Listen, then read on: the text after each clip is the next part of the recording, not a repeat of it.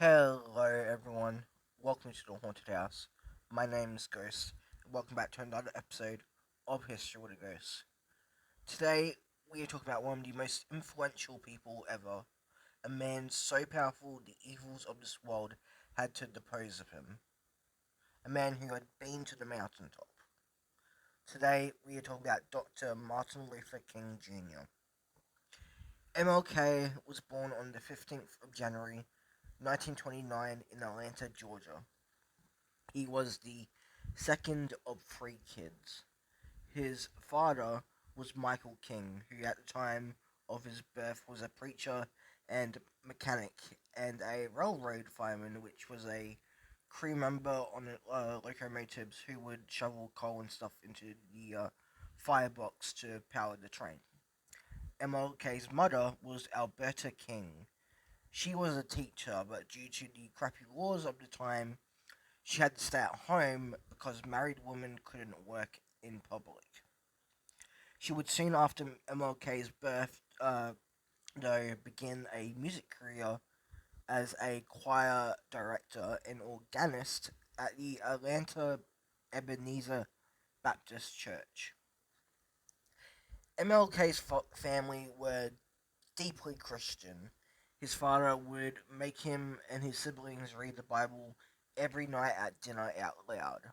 By age 5, MLK memorized the religious hymns and Bible verses.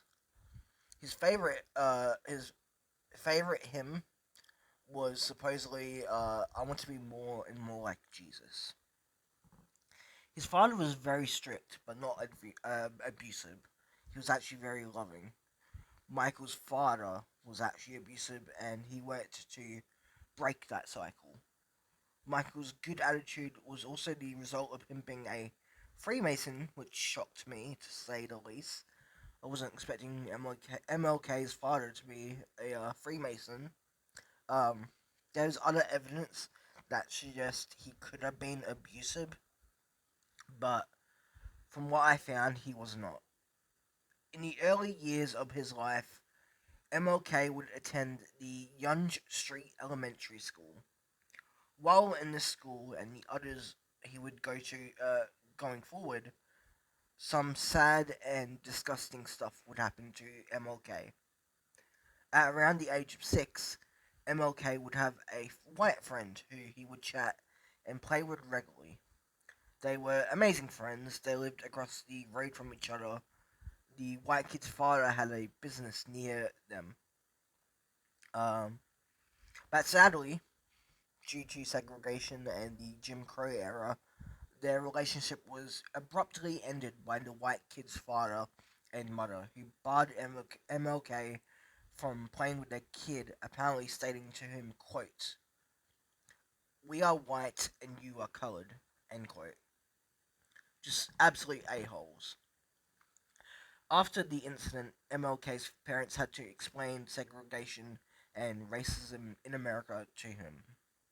This would start a fire in his heart that would last until he died. Another event that would happen to MLK in his early years that really messed with him was the death of his grandmother, Jenny Williams. On the 18th of May 1941, she died from a heart attack at 68. MLK was meant to be at home with her, but he snuck out of his home to go watch a parade. What kind of parade isn't known. I looked and couldn't find anything. After the parade, he found out about her death and was deeply upset. He blamed himself for her death as he wasn't there to help. Not long after finding out, MLK went to the top of his floor, to the top floor of his home, sorry, and jumped out of one of the windows in a attempt to commit suicide. He miraculously survived the fall, though. Uh, there was also another time before this that he attempted suicide, which was also unsuccessful. From this point forward, MLK would suffer with depression for the rest of his life. I think it's really important that this is mentioned not only because suicide and depression is a real issue, but I never knew about MLK having depression before making this, and I see no one talk about this. He's always shown in a strong way, like his speeches and photos, but this is never mentioned, and I think it should be. Um, After the incident with his friend that we talked about earlier, MLK left Yonge Street Elementary School and joined David T. Howard Elementary at the third grade, which was a all-black school. After a while at that school, he went to Atlanta University Laboratory High School. There, he learned how to play violin and piano. While there, his English also improved, and he developed a interest in history.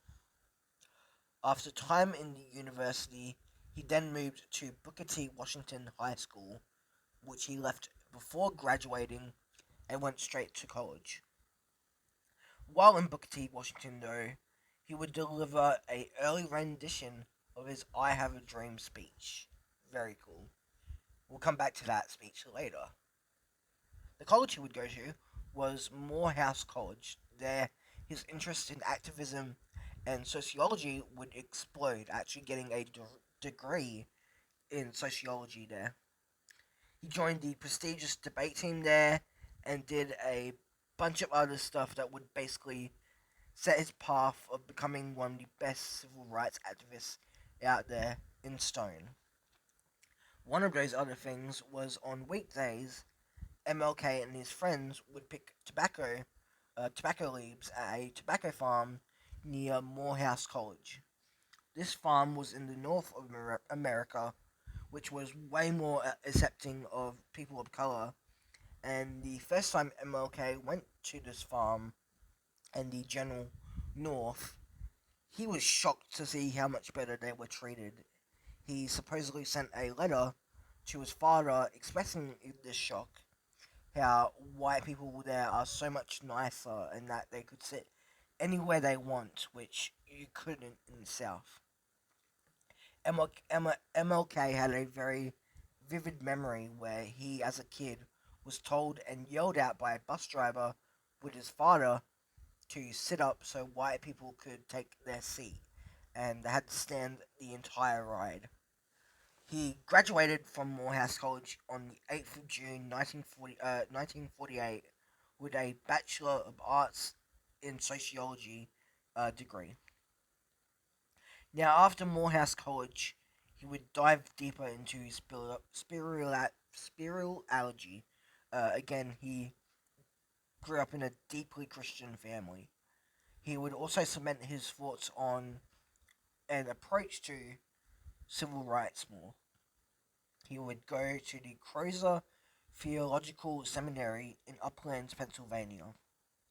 There, he read into the theories from Karl Marx and Lenin, which he was not the biggest fan of, based MLK. But there was some things he agreed with on, which is fair. Of course, it would be stupid to not like something or someone blindly. He would also read into a man by the name of Mahatma Gandhi. Gandhi led the independence movement that freed India from Britain using a strategy called Satyagraha. I probably butchered that like most words. Um, Satyagraha is basically the practice of non-violent resistance. MLK was deeply moved by this philosophy and would use the strategy for the rest of his life. MLK eventually would graduate from the seminary on May 8th, 1951, with a Bachelor of Divinity degree. After his time at the seminary, he would go to Boston University. While at Boston University, some big stuff would happen. One, he would found the Dialectical Society, a informal, short-lived debate club where graduates could go monthly and debate theological ideas and philosophical papers. The other big thing that would happen while at Boston University was he would meet his future wife, Coretta Scott King. The way they would meet is kind of funny. MLK was looking for a girlfriend and he couldn't find one, so he asked his friend at Boston University, Mary Powell, to find someone who she'd think would be good for him. Um, Mary immediately thought of Coretta, who was studying with her. So she gives MLK Coretta's number, and eventually they would talk on the phone and arrange a lunch date in early 1952. They were the perfect match. They got along straight away. They would go on multiple other dates and would debate each other regularly on societal issues by the uh, on societal issues, and by the next year, June 18th, 1953, they were married. 2 years later, MLK would graduate from Boston University with a PhD in systemic theology. My bad. Um, a little before this, he had started to work as a pastor at the Dexter Avenue Baptist Church, which he continued to do for a while until a little event would happen and full force throw him into the civil rights movement. I mentioned earlier a incident where MLK and his father had to sit up the entire bus ride and give their seat to a white person.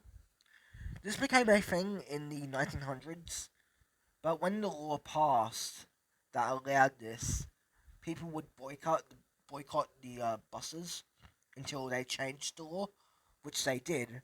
Uh, you only had to give up your seat if there was another one available, but bus drivers didn't follow this law because they were a bunch of racist a-holes.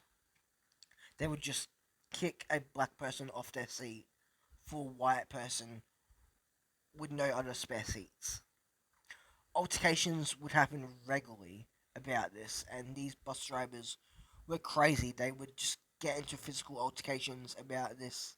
Some were even armed, which I don't know why on earth a bus driver on the job would be armed, but okay. But yeah, it was bad, and this would boil over on the 1st of December 1955.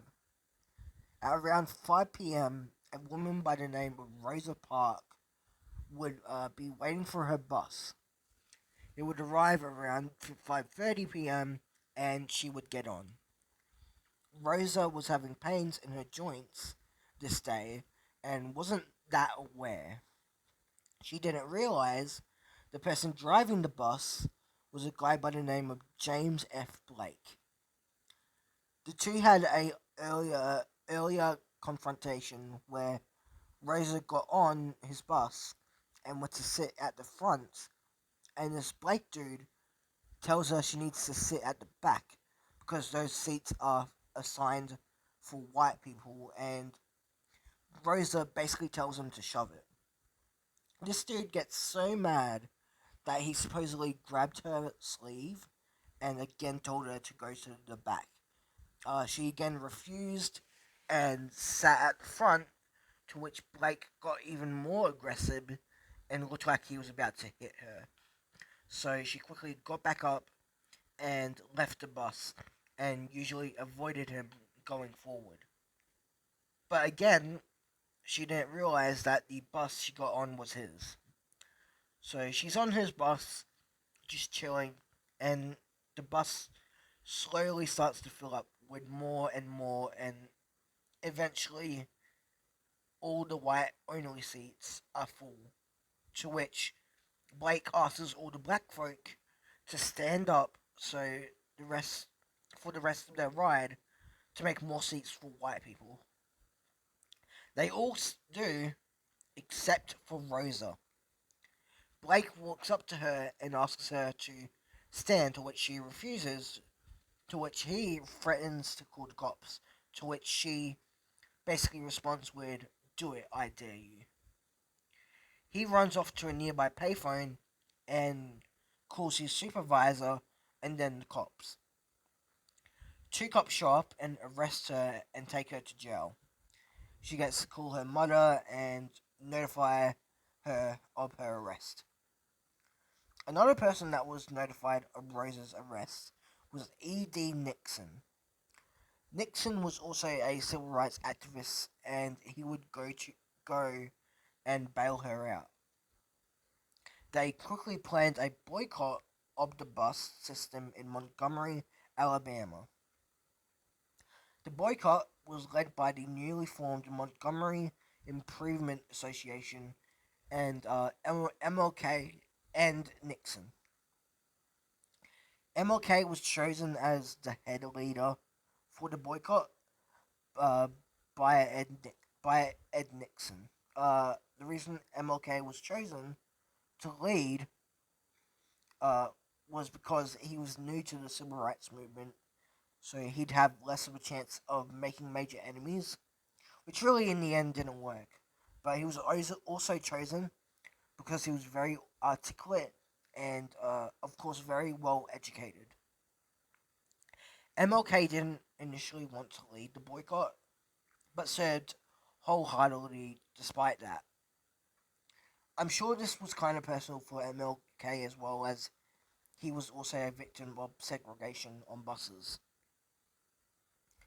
The boycott started on December 5th, 1955, 4 days after Rose's arrest. It was extremely successful. The boycott was, of course, not violent, as MLK adopted that tactic from Gandhi. The MIA organized a alternative to buses in Montgomery, which was a network of black-owned taxis who were paying either less than you would on the buses or were completely free. They would take people to work. Some people just walked. In the meantime of this boycott, the MIA would launch a lawsuit against the state of Alabama. This would become known as the Browder v. Gell case. This case, called the segregation on buses unconstitutional and in violation of the 14th Amendment, which says that anyone born or, sorry, naturalized in the United States is a citizen and cannot have their fundamental rights denied. On June 5th, 1956, the court ruled that it was in violation of the 14th Amendment, but the state appealed, to which on November 13th, the Supreme Court ruled also in favor of the lower court's decision. The state appealed again, but the court didn't even look at the case again. They just threw it in the bin. The second appeal in the bin. Um, because of these rulings, segregation on buses was ended, and on the 20th of December, the boycott ended. MLK, spearheading this movement, had just made a name for himself, though he wouldn't do it unscathed or without incident. In the middle of the boycott, on the 30th of January 1956, at around 9:15 p.m., his house was firebombed. Not firebombed, just a regular bomb. Sorry. Uh, it's not known who, but someone threw a stick of dynamite at his house. It exploded, ripping a hole in his porch and shattering windows. His wife Coretta and their daughter were inside at the time but not injured. King was at a church speaking to over 2,000 people at the time this happened. He was notified and rushed home. When he got there, a crowd of his supporters had showed up, supposedly armed with rakes and firearms. They were about to riot for the attempt on MLK's life. MLK walks up to the destroyed porch and stands on it, addressing the crowd, calming them down and stopping a riot, staying true to his belief of non-violent resistance. After the boycott, MLK would dive deeper into civil rights, deeper than he already was, to where the FBI started spying on him. On the 10th of December, oh no, on the 10th of January, 1957, MLK founded and was the first president for the Southern Christian Leadership Conference. The SCLC would be a place where protesters would be planned and where they would help expand uh, black voters in the country. The SCLC would not long after being formed help organize and support the pilgrimage for freedom. This would be the first big protest slash campaign MLK would go to after the Montgomery bus boycott. The event was held at the Lincoln Memorial. Multiple notable people showed up. The leader of the NACP, the president of Howard University at the time, congressmen, and a bunch of other notable people showed up. And about 25 to 30,000 spectators showed up. This was MLK's first speech on a major stage. He delivered his Give Us the Ballot speech at this event. In the speech, he begs the US government to protect people of color from intimidation while voting and to protect their voting rights. This would put MLK on the national stage of the civil rights movement. Another thing that would do MLK would do in this time after the bus boycott was publish his own book on September 17th, 1958, called Stride Towards Freedom, The Montgomery Story. This book was MLK's personal thoughts and accounts of the Montgomery bus boycott we talked about just before. Actually, something really crazy would happen in the publishing of this book. On the 20th of September, just 3 days after he published it, MLK is at a place called Blumstein's Department Store in Harlem, New York. He's signing his book for people and chatting with them when a woman by the name of Isola Curry walks up to him and asks if he's MLK, to which he says yes. She proceeds to pull out a box cutter and lunges at him, stabbing him once in the chest, hitting his sternum and almost hitting his aorta. The manager of the event lunges at Curry and restrains her.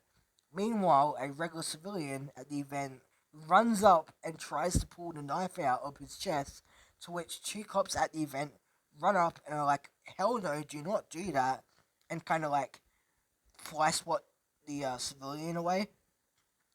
Uh, MLK is immediately rushed to hospital where he undertakes surgery to take it out, and they successfully do that, and he survives. Apparently, one of the doctors told MLK after the surgery that if he sneezed or made the slightest movement, that knife would have gone straight into his aorta, killing him. For people who don't know, the aorta is the biggest vein that goes through your body. A lot of blood there. Also, a lot of that goes to the heart. So, if that gets punctured, very bad. MLK was released from hospital 2 weeks after the stabbing. Now, you're probably wondering, why the hell did she do that? Well, Isola was mentally unwell. She was crazy. She believed for some reason that MLK and NACP were communists. Now, you all know it's not true, as I talked about that earlier. MLK was not a fan of communism, but she didn't know and thought they were spying on her and trying to sabotage her life and a bunch of other crazy stuff. For people who don't know, NACP or NAACP are the oldest and longest living civil rights organization in America. They used to work with MLK back in the day. Despite this attempt on his life, he kept going. After this incident on the 10th of February 1959, he would go to India. He stayed there for 5 weeks.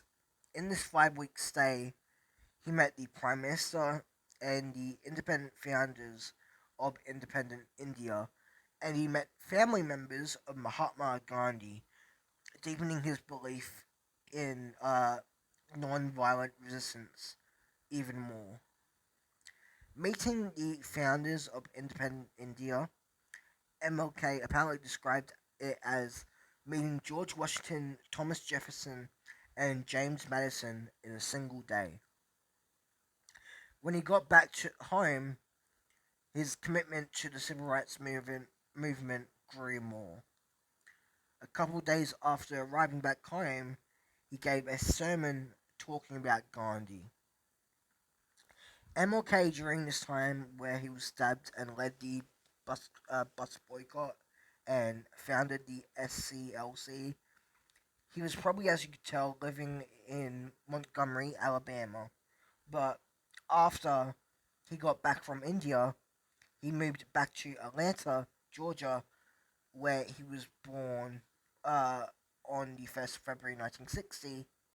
The reason why he moved is the headquarters of the SCLC were there, so he moved so he was closer to them and was able to do more with them as part of his deeper commitment and drive for the civil rights movement from the trip in India. Going forward, I've said it before, but MLK got deeper in the civil rights movement. Actually, like, to the point where he was arrested. The next big movement slash campaign MLK would get into was the Albany movement in Georgia. Albany, Georgia was riddled with racism. It was so bad. I was shocked while doing research on this. Albany was a stronghold for racism and segregation in the South. Black students in the Albany State College would regularly get raped by white men, and the news refused to cover it, regularly dropping the N word on air and in their newspapers. The police did nothing as well. This, with the county not following bus segregation rules from MLK's victory at the bus boycott, people had enough and decided to rise up thanks to members from the SNCC, or Students Nonviolent Coordinating Committee, Charles Sherrod and Cordell Regan. The tactics of the Albany movement were sit-ins at cafes and buses and stuff, marches and boycotts and jail-ins, which where they would purposely not resist their unconstitutional arrest for protest and go to jail in the hope of filling up their jails to screw with them. They called for voting rights for people of color there as well. Uh, MLK joined the movement a little late. He joined on the 15th of December 1961, a month after it started. On day one of his arrival, he talked to hundreds of people at Mount Zion Baptist Church and Shiloh Baptist Church. Um, the next day, MLK and other leaders of the movement marched on City Hall for a prayer session and demanded desegregation of the county. Police showed up to the event under the command of Police Chief Lowry Pritchett, who was a sneaky a-hole. They arrest most of the protesters and MLK for protesting without without permit. Side note, I freaking hate that law. It's so dumb. That should not be a thing. You shouldn't need a permit to protest. But anyway, um, MLK was taken to the station and refused to post bail using the jailing tactic. But the corruption and stuff was so bad in Albany that the police, the people who arrested MLK, actually posted bail for him as they didn't want people to know they'd arrested him and cause backlash. After MLK's was released, other organizers and leaders of the campaign apparently made a deal excluding MLK with city officials. The deal was that the city would release jailed protesters, desegregate buses and trains, and would listen to any other demands they had if MLK left Albany. So they both agreed to this, and MLK leaves. Immediately after he leaves, the city completely ignores the agreement, continuing to enforce the segregation. Uh, Again, stuff was so bad in this town. They were sneaky.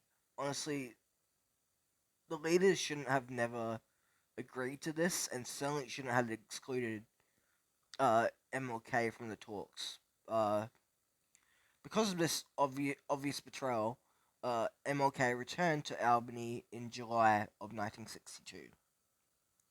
Another prayer vigil and protest was conducted at City Hall again on July 10th, and once again, police showed up under Larry Pritchett. MLK was arrested again, as well as protesters. He refused to bail again, but he was bailed. But his bail was mysteriously paid again, and he was released. He was arrested a third time at a protest at City Hall 17 days later, and again was released after a unknown person paid his bail. After his third arrest, the Albany movement was called off on the 10th of August. It was a failure, and one of the first failures MLK would feel. But he did not back down. He learned from the failures of the Albany movement and refined his strategy and his goals. After months and months of rethinking strategy and talking with leaders and other members of the SCLC, eventually MLK and others set their eyes on Birmingham, Alabama, after a call from civil rights leaders there. Birmingham was kind of worse than Albany. It had the same segregation laws as Albany, but worse. Attacks against black people by bombing were so frequent that the place got the nickname Bombingham.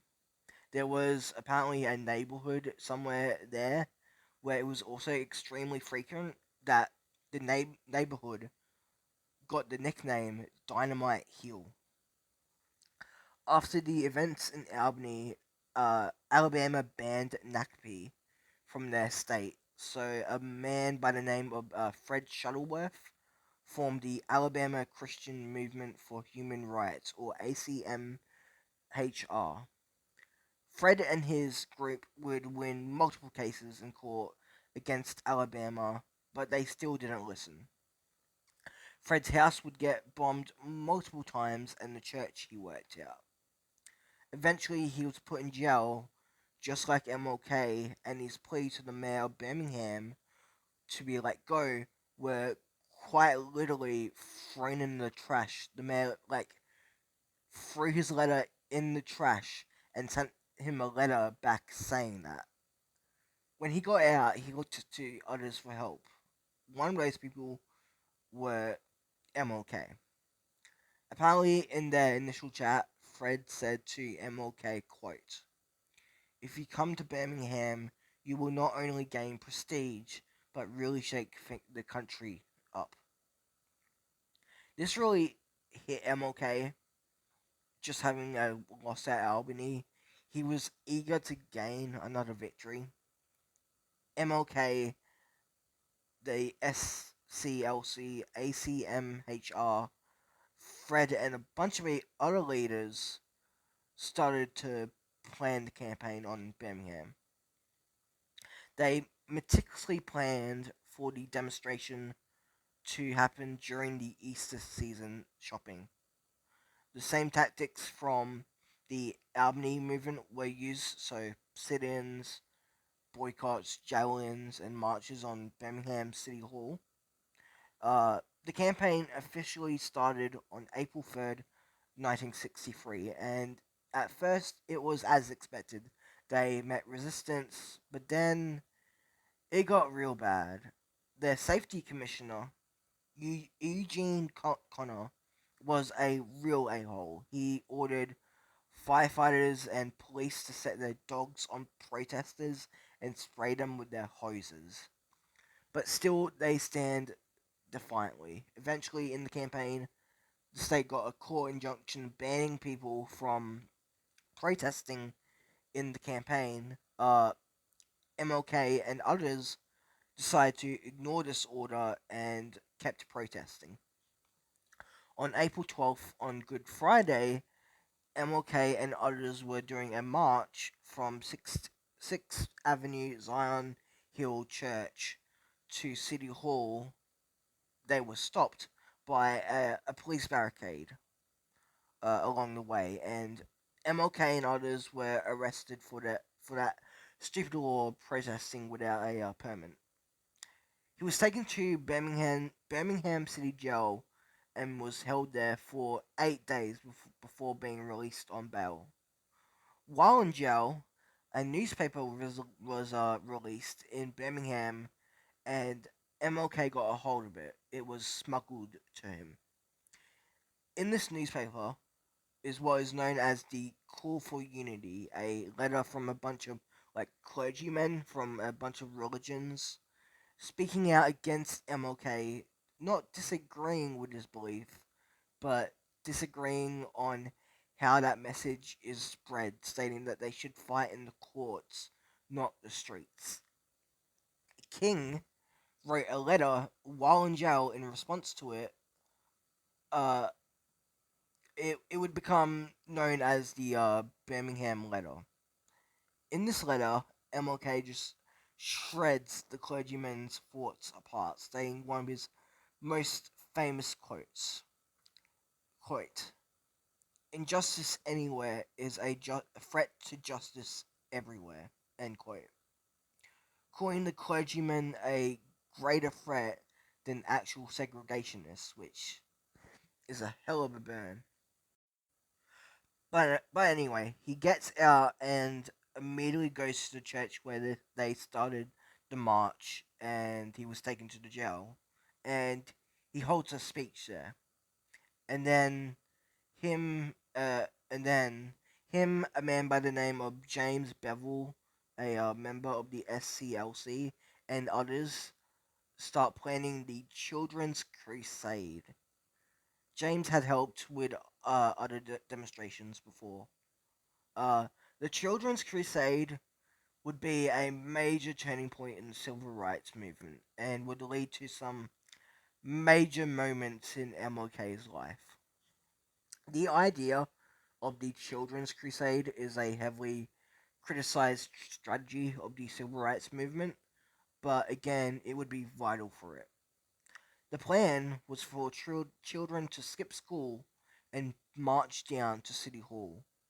The organizers knew they would be arrested, and they wanted that. They wanted to fill up their prisons and create pressure on the state. The march started on May 2nd and would last until the 10th. When I said earlier that Eugene Connor, the safety commissioner, was an a-hole, I meant it. This dummy once again ordered fire hoses and dogs on children. It's just disgusting. The protesters earlier, where adults were getting attacked by police dogs and hoses, were broadcast all over and were in the newspapers, but barely anyone said anything. As soon as they set dogs and hoses on the kids, everyone lost their crap.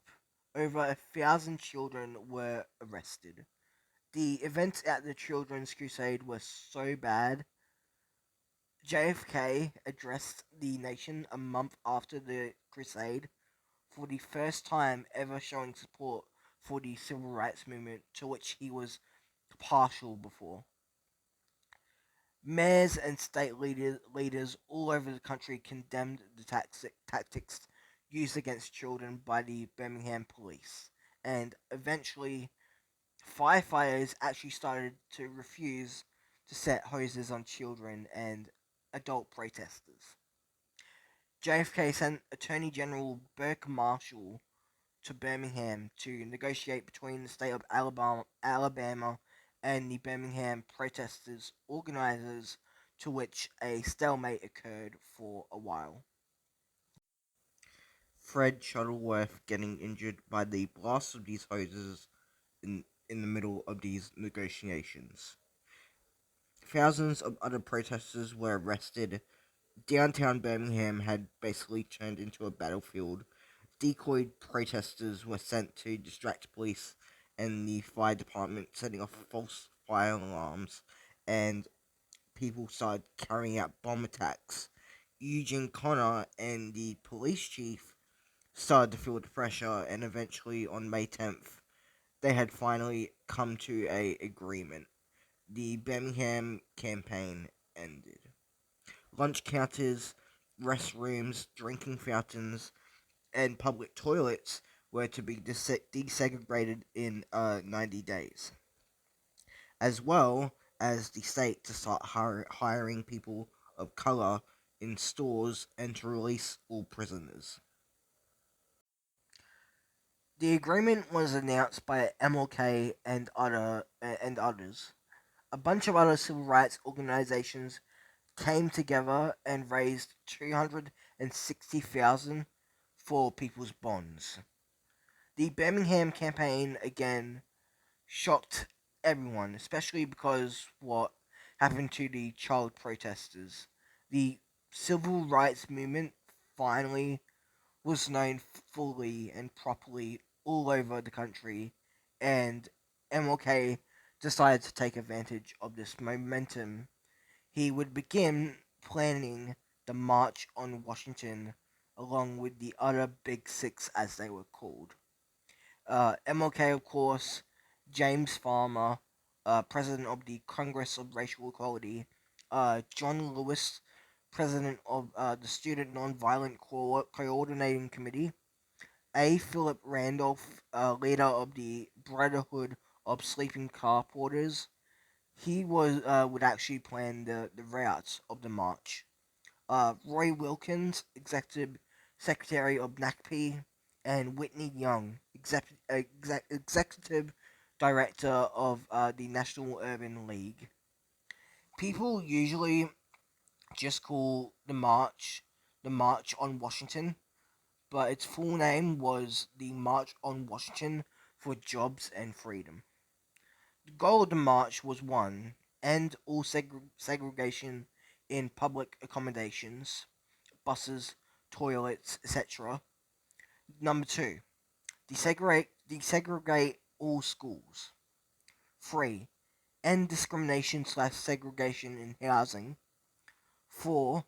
Cut off all funding to any organization, institution, or program helping or supporting segregation. And 5. Banning segregation and discrimination in job hiring and a minimum wage increase for all workers of $2 an hour or more. There's other demands, but those are the main big ones. After months of ironing those demands out and other tidbits of the march, it finally took place on the 28th of August 1963, a couple months after the Birmingham campaign. A estimated 250 to 300,000 people showed up to this event. They marched down the Lincoln Memorial National Mall, past the reflecting pool, and up to the stairs of the memorial where leaders would speak. One by one they spoke. Philip Randolph, Roy Wilkins, one by one they went, until finally the last person to speak was MLK, delivering his finished rendition of his I Have a Dream speech. And I'm going to read some of it for you today. It goes, quote, 5 score years ago, a great American in whose symbolic shadow we stand today signed the Emancipation Proclamation. This momentous decree is a great beacon of light, of hope, to millions of N-words, slaves, who had been seared in the flames of withering injustice. It came as a joyous daybreak to end the long night of their captivity. But 100 years later, the N-word is still not free. 100 years later, the life of the N-word is still badly crippled by the manacles of segregation and the chains of discrimination. 100 years later, the N-word lives on a lonely island of poverty in the midst of a vast ocean of material prosperity. 100 years later, the N-word is still languished in the corners of American society and finds himself in exile in his own land. So we've come here today to dramatize a shameful condition. In a sense, we've come to our nation's capital to cash a check. When the architects of our republic wrote the magnificent words of the Constitution and the Declaration of Independence, they were signing a promissory note to which every American was the full heir. This note was a promise that all men, yes, black men as well as white, would be guaranteed unalienable rights of life, liberty, and the pursuit of happiness. We must forever conduct our struggle on the high plane of dignity and discipline. We must not allow our creative protests to degenerate into physical violence.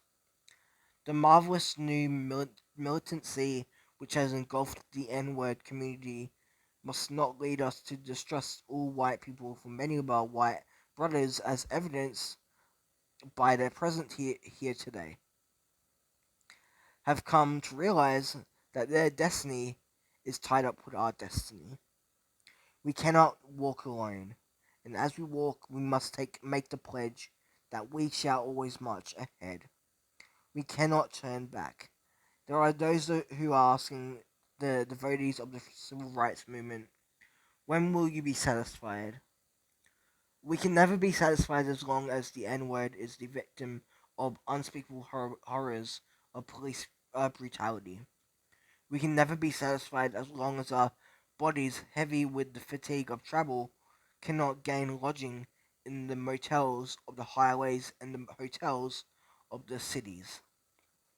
We cannot be satisfied as long as the N-word basic mobility is from a smaller ghetto to a larger one. We can never be satisfied as long as our children are stripped of their adulthood and robbed of their dignity by signs stating for whites only. We cannot be satisfied as long as the N-word in Mississippi cannot vote and the N-word in New York believes he has nothing for which to vote. No, no, no, we are not satisfied, and we will not be as satisfied until justice rolls down like waters and righteousness like a mighty stream. I say to you today, my friends, even though we face the difficulties of today and tomorrow, I still have a dream. It is a dream deeply rooted in the American dream. I have a dream that one day this nation will rise up and live out the true meaning of its creed. We hold these truths to be self-evident, that all men are created equal. I have a dream that one day, on the red hills of Georgia, sons of former slaves and the sons of former slave owners will be able to sit down together at the table of brotherhood. I have a dream that one day, even the state of Mississippi, a state sweltering with the heat of injustice, sweltering with the heat of oppression, will be transformed into an oasis of freedom and justice. I have a dream that my four little children will one day live in a nation where they will not be judged by the color of their skin, but by the content of their character. I have a dream. I have a dream that one day in Alabama, with its vicious racists, with its governor having his lips dripping with the words of interposition and nullification, one day, right there in Alabama, little black boys and black girls will be able to join hands with little white boys and white girls as sisters and brothers. I have a dream. End quote. Martin Luther King had a dream, and he wasn't finished with it. The March on Washington was a major success. The JFK administration started drafting laws as per their demands. JFK actually met with MLK after the march in the Oval Office to discuss plans. After the March on Washington, MLK continued to use the momentum and would for the next year attend a bunch of smaller civil rights protests and movements, which we ain't gonna cover all of them as this video is gonna be extremely long, but there is a couple things I do want to mention. One, on the 21st of November 1964, MLK would receive a package at his home in Atlanta. In this package would apparently be a tape recording and a letter. In the letter was some awful stuff, some poorly done, awful stuff, in my opinion. This letter was poorly written. In the letter, a anonymous person calls MLK a fraud and a imbecile and a bunch of other disgusting stuff, urging him to kill himself. MLK knew straight away that it was from the FBI. You all know earlier I teased that MLK would have a run in with the FBI. This was it. The reason why MLK knew it was from them was not only because of the bad writing and repeated threats, but a couple days before, he got a package. A couple days before he got the package, the head of the FBI, Edgar Hoover, uh, made a verbal attack on MLK, calling him, quote, the biggest liar in America.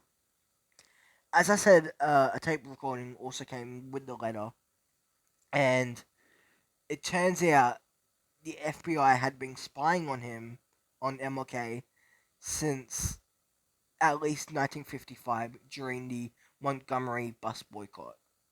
They bugged hotel rooms he stayed in before events, his home and personal office. FBI agents in person would spy on MLK, taking photos of him. This was part of a bigger project called the COINTELPRO project. The project were a bunch of illegal covert operations on the general civil rights movement, designed to discredit them. MLK just happened to be in their crosshairs. In the tape was out of context audio clips in a attempt to ruin MLK's and Coretta's marriage, but it didn't work. Coretta called the tapes, quote, a bunch of mumbo jumbo.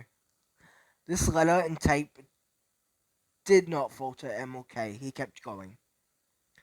After this, the next thing to happen in the year following the March on Washington was MLK would go to the White House and witness the signing of the Civil Rights Act of 1964. After all his effort, him and the rest of the civil rights movement scored another major victory that effectively ended the Jim Crow era. Kinda. It eradicated segregation in public places and eradicated discrimination in voting and employment and employment. Uh, After this, MLK would go on to win the Nobel Peace Prize for his efforts in the civil rights movement. A ceremony for it being held on the 10th of December 1964 in Oslo, Norway. In the letter that the FBI sent, they tried to intimidate MLK in not going to the event to not accept the award, but he didn't listen. He received about 54,000 with the reward, which he put all into the civil rights movement. He gave a speech at the ceremony where once again he talked about the importance of non-violent resistance. After this, MLK would take part in his next big protest, the Selma to Montgomery marches. Despite the Civil Rights Act of 1964, there were still issues with the discrimination in voting for black people, as well as other issues. Eventually, the unjust death of a black man named Jimmy Lee Jackson, who was also a civil rights activist, he was shot and clubbed to death by a officer. Uh, that would be the trigger for the Selma to Montgomery marches. There would be three specific marches. The exact route of the marches was they would start from the Brown Chapel AME Church in Selma, cross a bridge there called Edmund Pettus Bridge, all the way down US Highway 80 into Montgomery and to their city hall. MLK only took part in the last two, but the first one was chaos. Really, all were chaos, but except for the last one. The first two faced resistance, but the first one would become known as Bloody Sunday. The first march took place on March 7th of 1965. On the first march, when they crossed Pettus Bridge, a bunch of officers in riot gear were waiting for them. The officer commanding them told the protesters to disband, and the officers started pushing and beating them with their billy clubs. They proceeded to fire tear gas at the protesters, and police on horseback plowed through them. More than 50 people were hurt. 17 actually needed to go to the hospital, including John Lewis, who suffered a skull fracture. It was brutal. The whole ordeal was televised, and because of that, it kind of had the same effect as the Children's Crusade. People were mad, and it put the civil rights movement on the national stage again. Because of the brutality and severity, the protesters had to retreat. Lyndon B. Johnson, the president by this time, would put out a statement condemning the actions of the officers. He also said he would prepare and send another bill in regards to voting to Congress. After the events of Bloody Sunday, MLK went straight to Selma to take part in the marches. The next march was on the 9th of March, and it was nicknamed Turnaround Tuesday. Because of Bloody Sunday, MLK and others attempted to get a court order ordering the police to not interfere, but instead they basically got a restraining order. The court telling them not to go ahead with the march, to postpone while they think about it. MLK and others were pretty mad and had basically decided not to listen to them, but Lyndon B. Johnson sent a delegate of two people, Assistant Attorney General John Doe and former Florida Governor Leroy Collins, to beg MLK and other leaders not to go ahead with it. MLK said that he had to, and that even if he didn't, other members of his group, the SCLC, and other groups, a part of the march, would go regardless. They eventually agreed to the idea of having a event held on Pettus Bridge, and then the marchers turn around into Selma, specifically following the route planned by the police chief who carried out Bloody Sunday. So MLK and others did just that. They marched up to Pettus Bridge, held a prayer session where MLK talked, and then marched back into Selma. People were confused at why they didn't go into Montgomery, as only march leaders were told, but MLK managed to keep the 2,500 crowd calm. Everyone else went home, but sadly, a civil rights activist and pastor who showed up to the march later that day was killed, being beaten to death by KKK members. A guy by the name of James Reeb. MLK's decision to divert the march would be criticized thoroughly. Despite MLK urging people to stay calm in the second march, some fringe marches happened the next couple of days, and I think y'all can guess what happened at those marches. Finally, on the 15th of March, President Johnson addressed Congress and presented the Voting Rights Act of 1965, urging Congress to pass it, and then 2 days later, on the 17th, the court decided that MLK and others could go ahead with the protest. The other marches were supposed to be a multi-day thing, but because of the events of Bloody Sunday and then Johnson and his delegate telling MLK to wait for the court proceedings, they were one day. The third march went for multiple days as originally planned, starting on the 21st and ending on the 25th.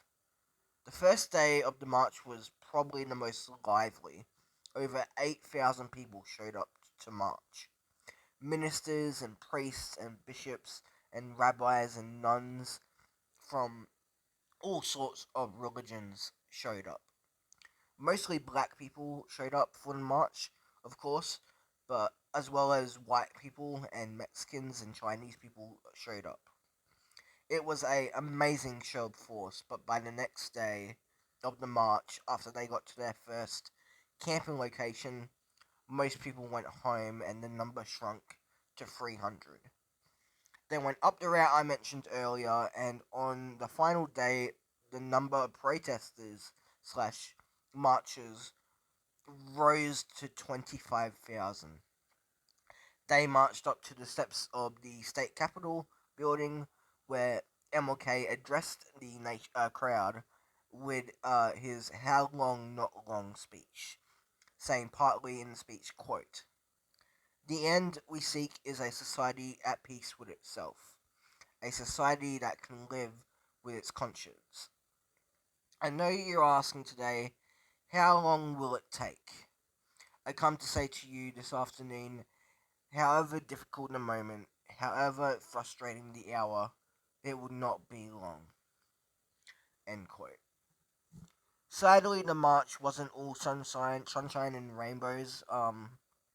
On the last day of the march, a white woman by the name of Viola Lizzo, a mother of five who attended the march, was filling up gas with a black man by the name of Leroy Motton when a car pulled up beside them. Inside were four KKK members, one of whom were a FBI informant for the COINTELPRO program I mentioned earlier that was going after the civil rights movement and MLK.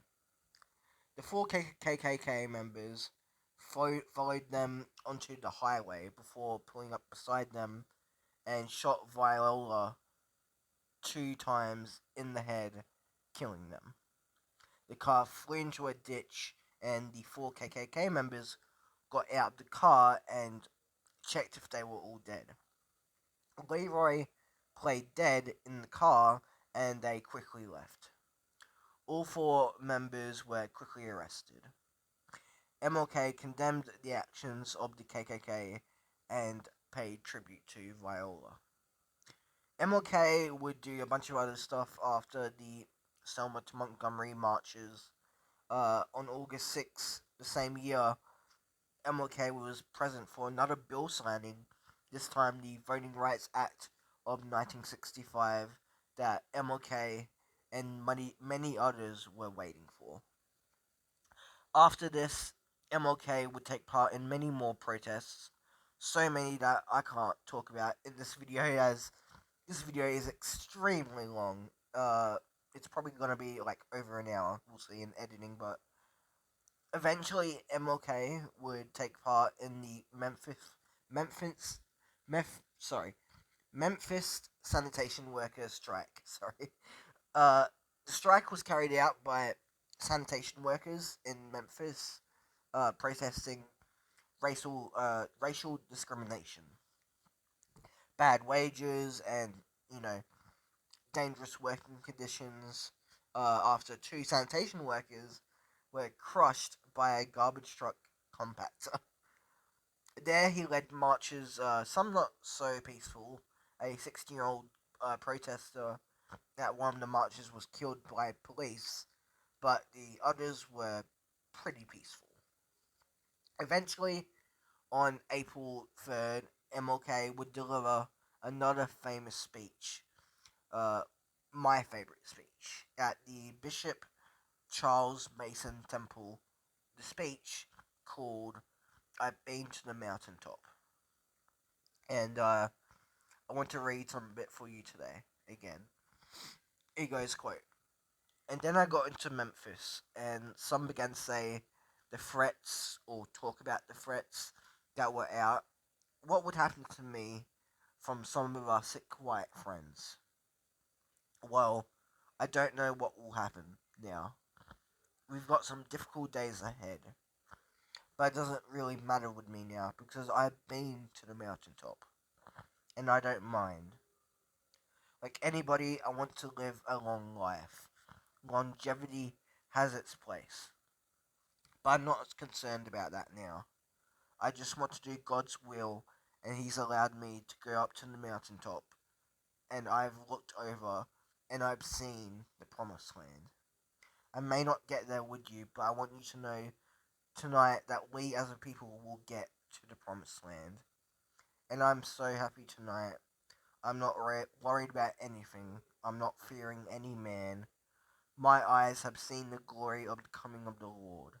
End quote. I just absolutely love this speech, not only because it's badass, but it gives a glimpse into how he was feeling before the events I'm about to talk to you about. But his depression would also show in this moment, as he was so exhausted from everything, probably, that he had to be helped back to his seat.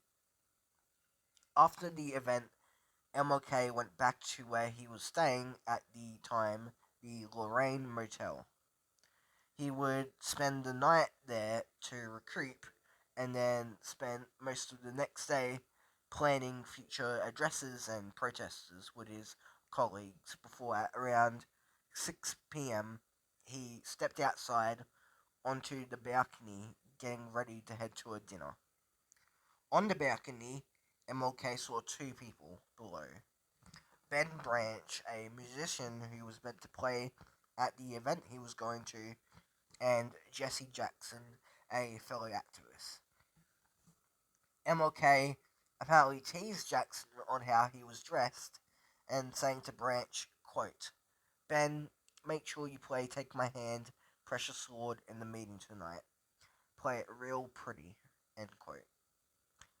Moments after this, a single shot rang out.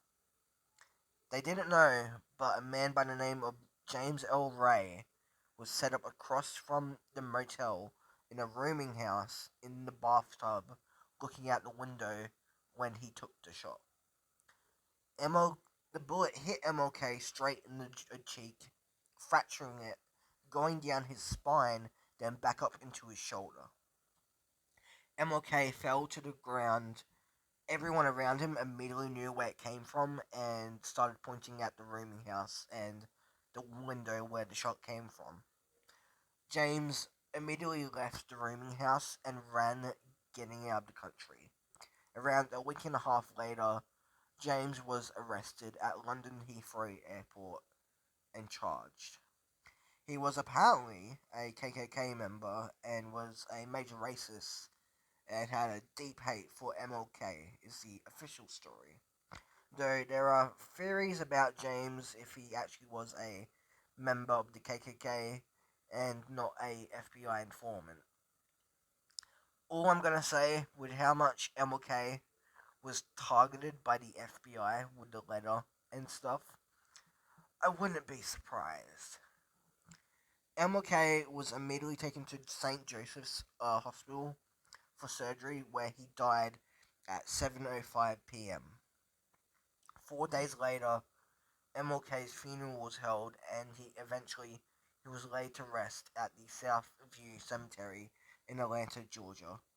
But in 1970, he was moved to a new tomb between the church he used to work at early in his life, the Ebenezer Baptist Church, and between the King Center, still in Atlanta, Georgia. MLK had reached the mountaintop, and the evils of this world had to throw him off it. And that is about everything about MLK, and really a good chunk of the civil rights movement. I didn't mean to go much into that, but I guess MLK and the movement go hand in hand. You can't really separate the two, but yeah. I hope I did him justice. This was a big one. Um, it's so big I had to like cut it into multiple sections to take breaks because my voice was dying the entire time. But yeah, I hope you liked this video. If you did, please give it a like and a follow, and I'll see you next time. Bye.